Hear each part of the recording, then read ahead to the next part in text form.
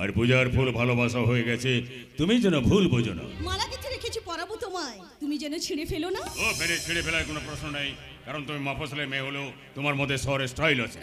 তোমার দেহের মধ্যে আগুনের ম্যাজিক, যে ম্যাজিক কাল রাতে তোমার পাশে থেকে আমি খুব মজা পেয়েছি। সত্যি কথা বলতে কি, তুমি একটা ডিনামাইট। সেই ডিনামাইটটা বাস্ট হলে পর্বত খণ্ড খণ্ড হয়ে যায়। এই আমি কিন্তু খণ্ড খণ্ড না, বরং সব মেঘ বলে তোমার কাছে আসবো, তোমাকেই বেশি ভালোবাসবো। তুমি তো জানো শহরে আমার ব্যবসা আছে, সেই ব্যবসা করে আজ আমি কোটিপতি, তারপর আমি দালাল, যে দালালিতে আজ আমি মালামাল। ওইসব মালই আমি চাই। তুমি ছাড়া আর তোমার কেউ নেই, তাই ওইসব মাল আমি তোমাকেই দেবো। এমনকি আমার টাকা পয়সা, বাড়ি গাড়ি, সম্পত্তি সব তোমার নামে লিখে দেবো। তার জন্য প্রতি রাতে আমি তোমার কাছে আসবো। কই বাত নেই, আমি আমার এই লাইফটাকে এনজয় করতে চাই, কারণ আমি জানি এই জীবনটা হচ্ছে দুদিনের জন্য। এই বয়সে যদি ভোগ করতে না পারি তাহলে বেঁচে থেকে লাভ কি? তবে একটা কন্ডিশন, তুমি সপ্তাহে একদিন আমার বাড়িতে আসবে। সেদিন হয় সোনা, না হয় চাঁদি, এই দুটোর আমাকে একটা উপহার দেবে। আমায় রাইট? টাইট ওতে আমি টাইট হয়ে যাবো। কিন্তু ওই কথা না মানলে তোমাকে আসতে দেবে না আমার বাবা সাগর পাই। নিম্ন, এবার ওর জন্য মদের পয়েন্ট নিয়ে আসবো। তুমি আমাকে সপ্তাহে 2 দিন আসতে দাও, কারণ তোমাকে ছাড়া আমি একটা রাতও থাকতে পারবো না। ও নটি ওয়ান, এই কথা বলে তুমি আর 5টা পুরুষের মতো চালাকি করো না তো। তাছাড়া আমার জন্য তুমি যদি এতই পাগল হয়ে থাকো, তাহলে সেদিন পূজাকে তুলতে পারলে না কেন? তুমি জানো না ও আমার চলার পথের শত্রু? শত্রু?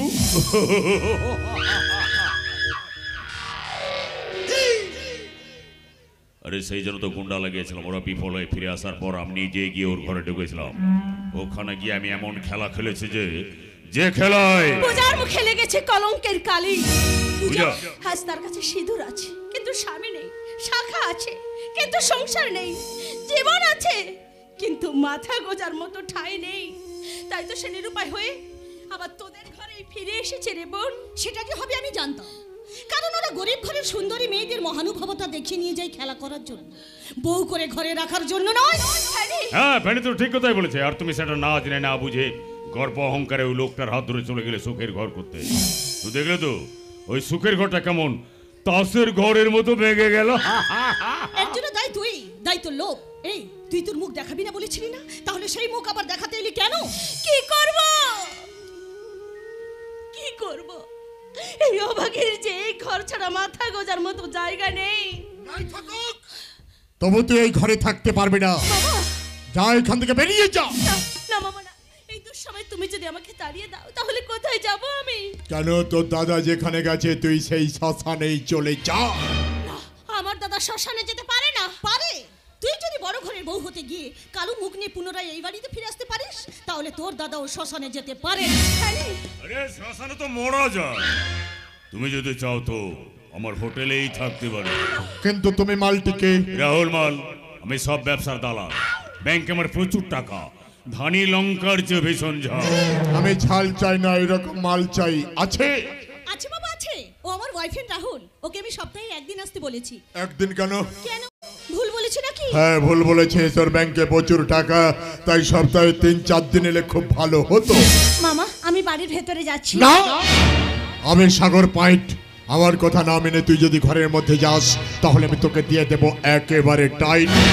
তাই না যখন বলেছি তখন তুই এই ঘরে থাকতে পারবি না।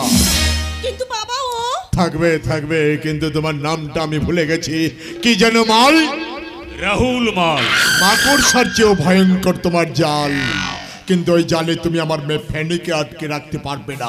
তাই আসার সময় একটা পয়েন্ট নিয়ে আসবে, মানে রাম রাম রাম। ইয়েস, মদে বাঁধা আমার বাবার জীবন, ভোগ আর সম্ভোগে বাঁধা তোর জীবন আর মন, কিন্তু দুঃখ আর কান্নায় ভরা আমার এই জীবন। তবু তুই এই ঘরে থাকতে পারবি না।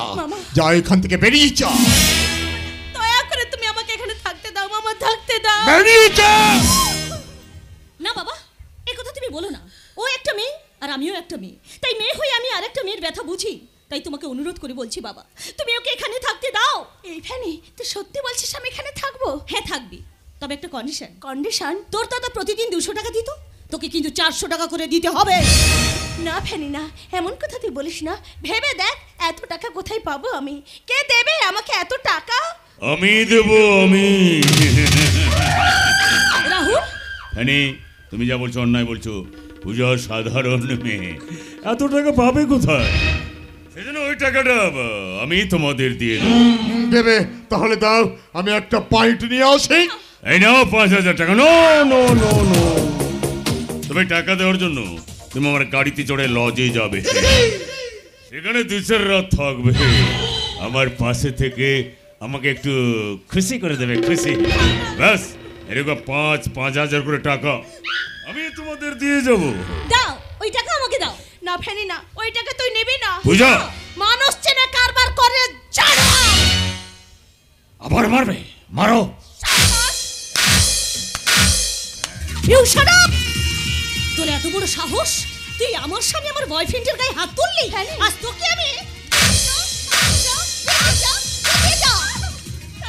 না ফেরি না, তুই আমাকে এইভাবে মারতে পারিস না। তোর বয়ফ্রেন্ডকে জানা উচিত আমি তোর বড় দিদি, আর দিদি মানে মায়ের সমান। আরে বড় দিদি, আরে বড় দিদি হওয়ার জন্য তো 3-4টা থাপ্পড় মেরেছে, এখন মা হলে তো একেবারে প্রাণে মেরে ফেলতে।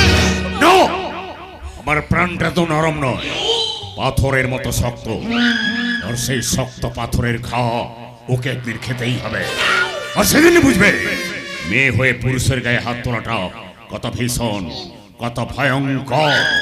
By Bhani, bye bye bye. আই পূজা, আমি রাহুল মা, হানি লঙ্কার চেয়েও ভীষণ চাল।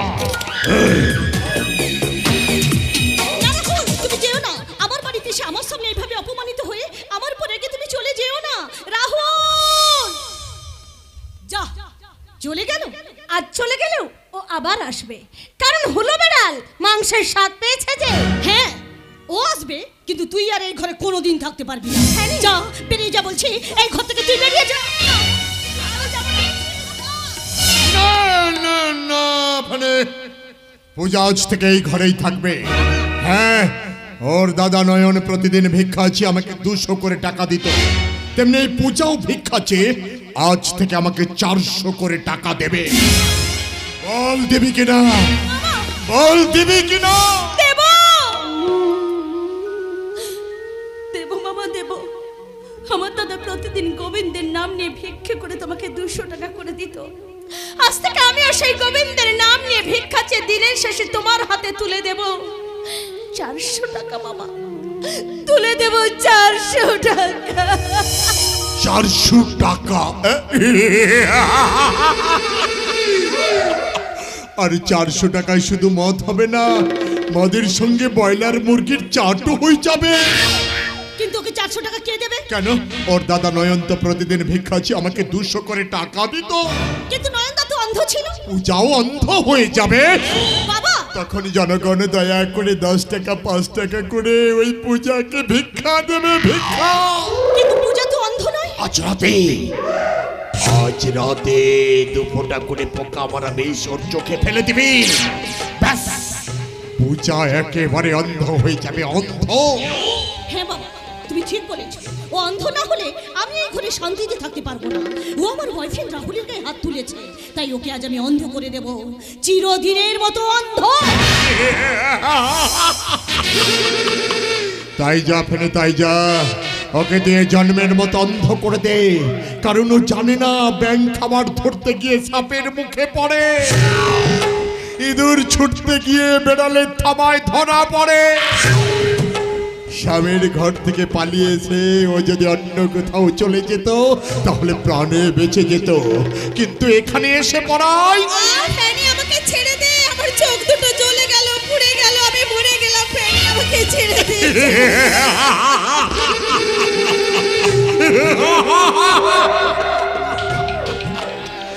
কসাইর হাতে পড়ে গেল, এবার পূজা পথ হাতড়ে হাতড়ে চলবে, আর জনতার কাছে ভিক্ষা চাইবে, ভিক্ষা ভিক্ষা।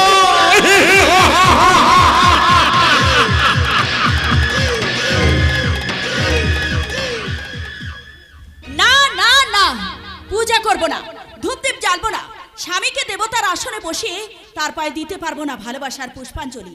কেননা এতদিন পর ছোড়দার বিয়েতে গিয়ে পাও ওই লাপকার লেটার দেখে মনে হচ্ছে ওই ছেলেটা সেই আগের মতো আজও আমাকে ভালোবাসে। বিচ্ছেদের নদী আমাদের 2 তীরে বিভক্ত করে দিলেও মহুমান জলে আজও সেই মিলনের কুলুধ্বনি। না না, আমি কোনো মতেই ভুলতে পারছি না, শীতে স্মরণিকায় সে যেন সেই আগের মতো এসে বলছে, সুখী, কে কে সে কি? তুমি আমায় চিনতে পারছো না? আমি তোমার অন্তরের ভালোবাসা। তুমি যদি অন্তরের ভালোবাসা হও তাহলে অন্তর মন্দিরে পূজার বেদি ছেড়ে বাইরে বেরিয়ে এলে কেন? আমি তো প্রতিদিন ওখানে ফুল জল দিয়ে পুজো করতাম। সেই পূজার ফুল আজ বাসি হয়ে গেছে। জীবনের উপাচারে প্রেমে নৈবেদ্য দিতাম। সেই নৈবেদ্য আজ অন্যকে গ্রহণ করছে। মনের মালঞ্চ থেকে স্বপ্নের ফুল চয়ন করে তোমার গলায় পরাতাম। সেই ফুলের মালা আজ অন্যের গলায় দুলছে। এই জন্যই বুঝি তুমি এই রূপে আমার সামনে এসে দাঁড়িয়েছো। হ্যাঁ, এই নবরূপ তুমি তো আমাকে দান করেছো। এই সমাজের বুকে আমাকে করে দিয়েছো এক অন্য গ্রহের মানুষ। না না, ও কথা তুমি বলো না। জীবনের প্রথম চাওয়াটাকে না পাওয়ার কালো মোড়কে মুড়ে আমার হৃদয় বিনা তারটাকে তুমি ছিঁড়ে দিও না। বিশ্বাস করো, বিশ্বাস করো, এই আমি চাইনি। সুখী, হ্যাঁ, আমি সুখী। তোমাকে নিয়ে আমি সুখের ঘর বাঁধতে চেয়েছিলাম। আকাশের বুকে চাঁদ যেমন স্নিগ্ধ জোছনার আলো দেয়, আমিও তেমনি তোমার বুকে মাথা রেখে সবাইকে জানাতে চেয়েছিলাম আমার যে সুখী কে, আমার যে সুখী কে। সুখী, কিন্তু বাস্তবের উড়ো মাটিতে ঠক্কর খেয়ে আমাদের প্রেম বিচ্ছেদের ছুরিতে তুমি আমি হয়ে গেলাম দুই তীরে দুটি পাখি। সেই দুটি পাখির মধ্যে একজন সুখের বাসা পেলেও আরেকজন পাখির বুকে তীক্ষ্ণ তীর, আর সেই তীরের আঘাতে তার বুক থেকে চুইয়ে চুইয়ে রক্ত পড়ছে। তারই যন্ত্রণায় বুঝি তুমি সেদিন সুশোভন ব্যানার্জির বাড়িতে ঢুকেছিলে। হ্যাঁ, বাঁচার জন্য এছাড়া যে আমার অন্য কোনো পথ খোলা নেই। তাই এসো সুখী, তুমি আমার হাত ধরে আমার কাছে চলে এসো। এসো সুখী, এসো। হ্যাঁ, আমি যাব। মান সম্মান অর্থ আভিজাত্যের কথা ভুলে আমি তোমার সঙ্গেই যাব। এসো সুখী। কারণ প্রেম যে সত্য, শাশ্বত, চিরন্তন। তাই সুখী, छोड़ेंगे ना हम तेरा साथी मेरे दम तक। छोड़ेंगे न हम तेरा साथ ओ साथी मरते दम तक। छोड़ेंगे ना हम तेरा साथी मेरे दम तक। मरते दम नहीं अगले जन्म तक। अगले जन्म नहीं, सात जन्म तक, सात जन्म नहीं, जन्म जन्म तक। छोड़ेंगे न हम तेरा साथ ओ साथी मरते दम तक। छोड़ेंगे ना हम तेरा साथी मेरे दम तक।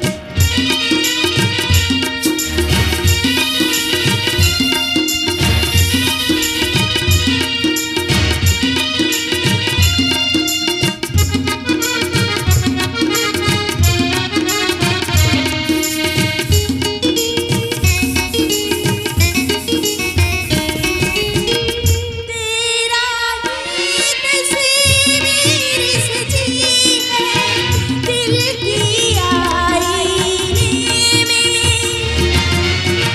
तुझसे मोहब्बत करके लीजत पाएंगे जीने में। देता है खुशियाँ अब तेरी गम तक। पढ़ने न देंगे गम की कदम तक। कदम रखेंगे संग जन्म जन्म तक।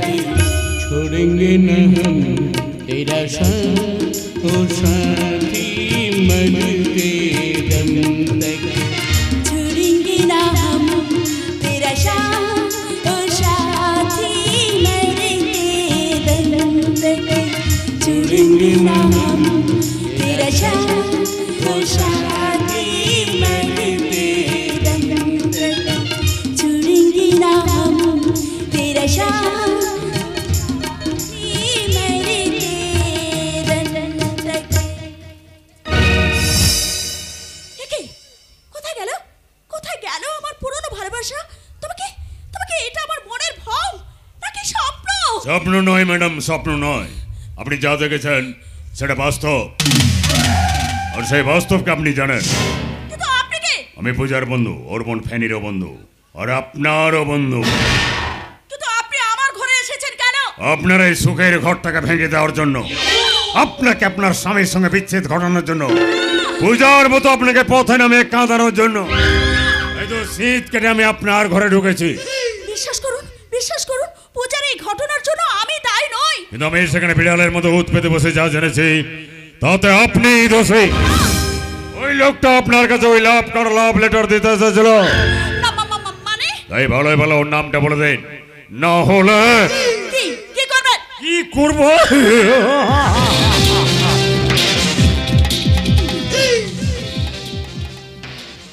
ওকে যে আপনি আজও ভালোবাসেন, স্বপ্ন দেখেন, ওর জন্য আপনার স্বামীকে আপনি যে কোনো মুহূর্তে ছাড়তে পারেন, এই কথাটা আমি আপনার স্বামীকে জানিয়ে দেব।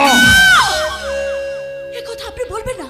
বিশ্বাস করুন, আমি স্বামী ছাড়া অন্য কাউকে ভালোবাসি না। আর ওই ছেলেটাকে আমি চিনি না, জানি না। জানেন ম্যাডাম, জানেন। এই ভালোই ভালো ওর নামটা বলে দেন, নলে রাহুল মাল খারাপ করে দেবো আপনার হাল।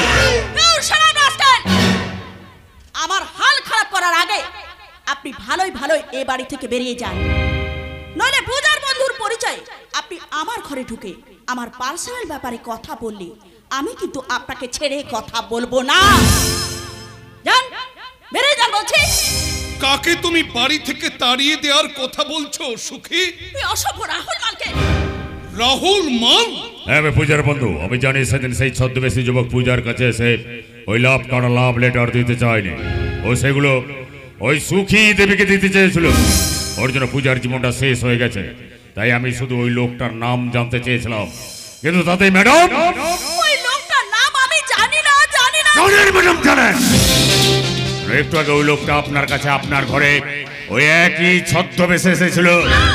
ওকে নিয়ে আপনি স্বপ্ন দেখেছিলেন। ও আপনাকে আজও ভালোবাসে, ও আপনার জন্য আজও পাগল। না নয়, হ্যাঁ। তাই জেনে শুনে আপনি ওর নামটা না বললেও ওকে কিন্তু আমি ছাড়বো না। বাঘের চেয়ে হিংস্র, সাপের চেয়ে বিষধর, মানুষের চেয়ে ভয়ঙ্কর এই রাহুল মা। তাই পূজার যে অবস্থা করেছেন তার জন্য আমি আপনাদের কাউকে ছাড়বো না, কাউকে না।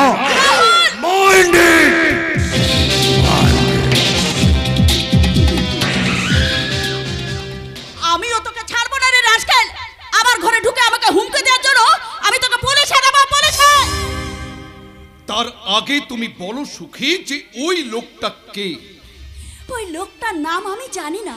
বিশ্বাস করো, ওর সঙ্গে আমার কোনো সম্পর্ক নেই। দেখো সুখী, আমি কিন্তু তোমাকে সে কথা বলতে চাইছি না। আমি বলতে চাইছি বর্তমান দিনে কোনো মেয়ে কিন্তু তার বুকে হাত দিয়ে বলতে পারবে না যে তাদের ফার্স্ট লাইফে কোনো ভালোবাসা ছিল না। তোমারও থাকতে পারে, তাই তুমি শুধু আমাকে বলো যে ওই লোকটা কে? কতবার বলবো ওকে আমি চিনি না, জানি না।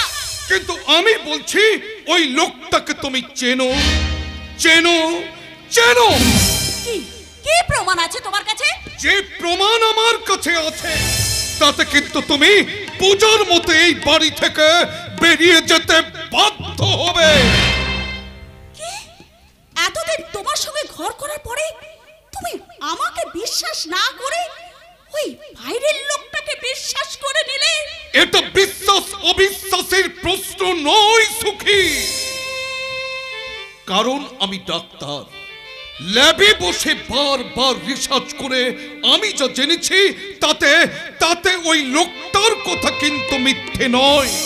তুমি সত্যি ওই লোকটাকে ভালোবাসো।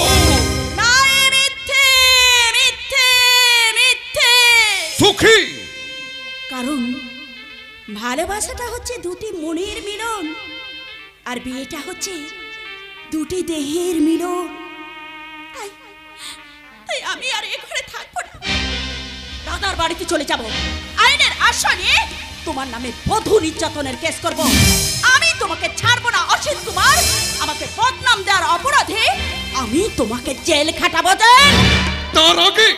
তার আগে পূজার মতো তুমিও এই বাড়ি থেকে বেরিয়ে যাবে। Get out. তুমি আমাকে I say you get out.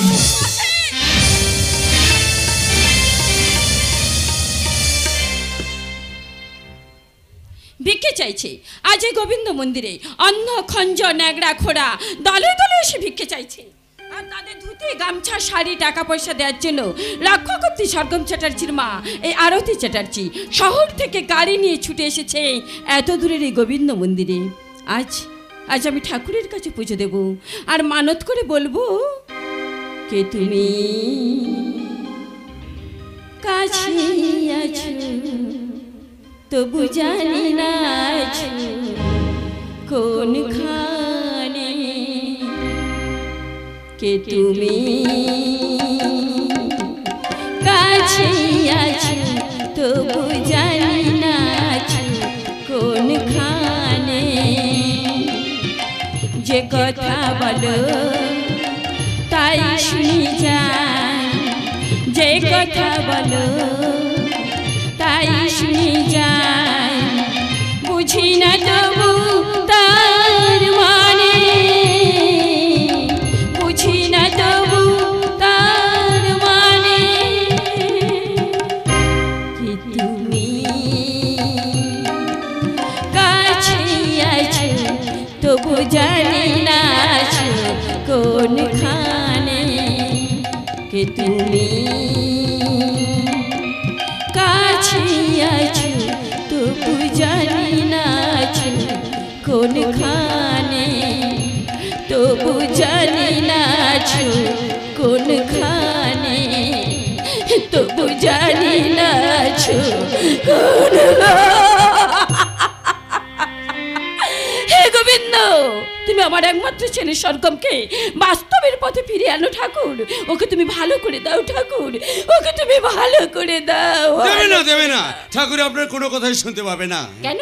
এখানে যা মানুষের ভিড়, যা চিৎকার চেঁচামেচি হচ্ছে, তাতে ঠাকুরের এখানে আপনার কোনো প্রার্থনাই পৌঁছবে না। পৌঁছাবে পৌঁছাবে, কারণ গোবিন্দ যে প্রেমেরই দেবতা, ভালোবাসার প্রতীক, আর সেই ভালোবাসার আঘাতে আমার সন্তান এমন পাগলামো করতে পারে না। কিন্তু দাদাবু সেই পাগলের মতো ঘরবন্দি হয়ে আছে। ঠাকুরের দয়ায় তার সে দশা কেটে যাবে। সেই জন্য কি আজ এই মন্দিরে এত ভিড়? হ্যাঁ রে, আজ যে উৎসব। উৎসব? হ্যাঁ। ও, আজ তাহলে কোজাগরি? কোজাগরি? আরে পাগল, এটা কোন দেবতার কেন? মন্দির? রাধা গোবিন্দের মন্দির। ওহো, রাধা গোবিন্দের মন্দিরে কখনো কোজাগরি হয় নাকি? ও, আজ তাহলে মনসার ভাষা। মনসার ভাষণ? রাধা গোবিন্দের মন্দিরে মনসার ভাষণ? ওহ, কে যে তোকে মানুষ রূপে জন্ম দিয়েছিল আমি বুঝতে পারছি না। আরে পাগল, আজ দেবস্নান পূর্ণিমা। হ্যাঁ, তাই তো এখানে এত মানুষের ভিড়। আচ্ছা মা, দেবস্নান হলো কি করে? ওহো, আমি আর তোকে বুঝিয়ে পারছি না। মনে হচ্ছে নারকেলটা আমি তোর মাথায় ভেঙে দিই। তাহলে তো ভালো হয় মা, তাহলে তো ভালোই হয়। এত কষ্ট করে ভিড় ঠেলে আর মন্দিরের ভিতরে ঢুকে তোমাকে পুজো দিতে হবে না। এই নারকেলটা আমার মাথায় ভেঙে দিলে এখানেই পুজো আর এখানেই ভোগ হয়ে যাবে। বিশু। দাও মা, দাও। এই নারকেলটা তুমি আমার মাথায় ভেঙে দাও, আর এই নারকেলটা আমি খাই, তখন নয় বুঝবো ঠাকুরই ভোগ খাচ্ছে। বিশু তুই চুপ কর, দে ফুলের সাজিটা আমার হাতে দে, আমি মন্দিরের ভেতরে গিয়ে পুজোটা দিয়ে আসি। এই নাও মা, এই নাও। হ্যাঁ দে। সত্যি সত্যি মা আমার অদ্ভুত মানুষ। সরগম দাদাবুর জন্য পূজা ধ্যান দান ব্রত উদযাপন করতে করতে সব দিনই কেটে যায়, অথচ সরগম দাদাবু না যাই কাপড়গুলো তুলে রেখে আসি, তা না হলে মা বকবেন, কারণ আমি যে মায়ের ডান বাম হাত বিশু, এখনো আমি সেই মায়ের কাছে ছোট্ট শিশু। চলে আয় পূজা, চলে আয়। আজ এই গোবিন্দ মন্দিরের স্নান পূর্ণিমার মেলা বসেছে। এখানে প্রচুর লোক জড়ো হয়েছে। আজ তারা দুহাত ভরে দান করবে পূর্ণ অর্জন করার জন্য। মামা, হ্যাঁ, তুই এই মেলায় ঘুরে ঘুরে ভিক্ষা চাইবি। মামা, একটা মা কেটে দে, বাকি কি থাকলো? শুধু মা।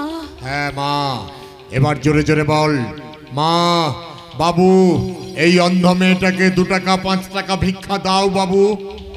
তাই বলবো মামা, আমি তাই বলবো। না, কি বলবি আমার সামনে বল, বল।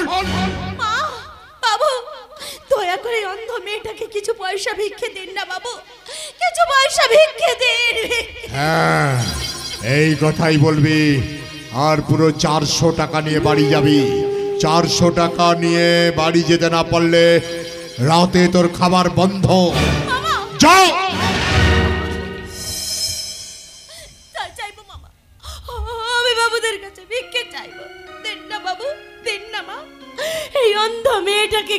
পয়সা ভিক্ষে দিন না, দিন না, দয়া করে কিছু পয়সা ভিক্ষে দিন, ভিক্ষে দিন।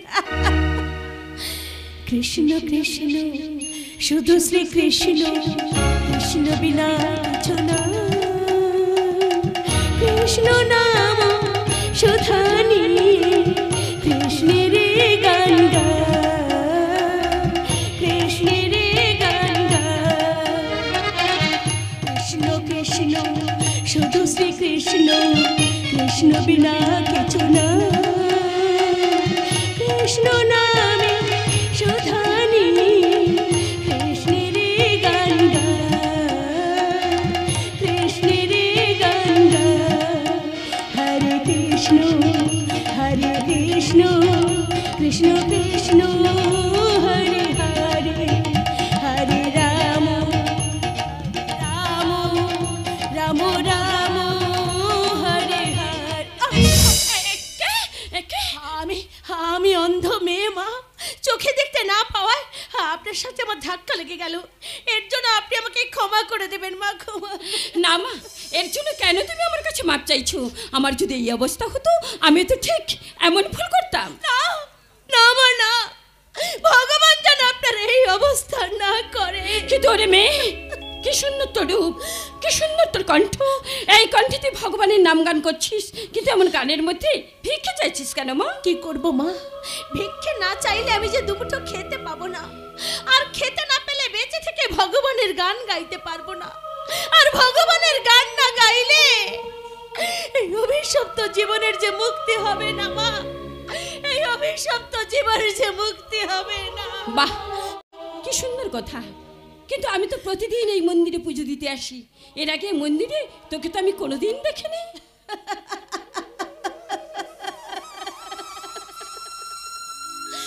মা, যে চড়ুই পাখিটা ওড়ে তার কি কোনো ঠিকানা থাকে? যখন যে গাছের ডালে বসে সেটাই হয় তার ঠিকানা।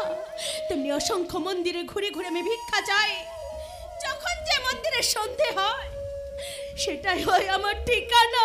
বাহ, তোর কথাই আমি অভিভূত, মনে হচ্ছে ভগবান তোকে নিজের জন্য ভিক্ষে চাইতে বাধ্য করায়নি, মানুষ তোকে ভিক্ষে চাইতে বাধ্য করিয়েছে তার নিজের স্বার্থে। হ্যাঁ মা, হ্যাঁ, এই নে মা, এই নে, আমি তোকে 100 টাকা দিলাম। নে নে মা, নে নে নে নে, ধর ধর ধর। আর সাথে সাথে ঠাকুরের কাছে প্রার্থনা করলাম, ঠাকুর তোর মঙ্গল করুক মা, ঠাকুর তোর মঙ্গল করুক, ঠাকুর তোর মঙ্গল করুক।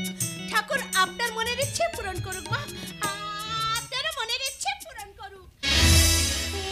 কি মা, মা টাকার সাথে সাথে এটা আপনি কি দিয়ে গেলেন মা? এটা তো আমারই গলার হার, ভিড়ের মধ্যে খোঁজার ভয়ে এটা আমি আমার হ্যান্ডব্যাগের মধ্যে রেখেছিলাম। মানে তোকে টাকাটা দেওয়ার সময় বোধ হয় এটা। হ্যাঁ মা, সোনার জিনিস বলে কথা, এত বেলক্ষ্য হলে কি হয়? তা যা বলেছিস মেয়ে, কিন্তু ওরে মেয়ে, আমি ভাবতে পারছি না একটা ভিখারিনীর পাশে এত সততা লুকিয়ে আছে বলে, এটা যদি অন্য কেউ পেত সে কোনোদিন আমাকে ফিরিয়ে দিত না। তাই তুই ফিরিয়ে দিয়ে যে সততার কাজ করলি তার জন্য ঠাকুর তোকে কোনোদিন দুঃখ দেবে না রে মা, কোনোদিন না, কোনোদিন না, কোনোদিন না।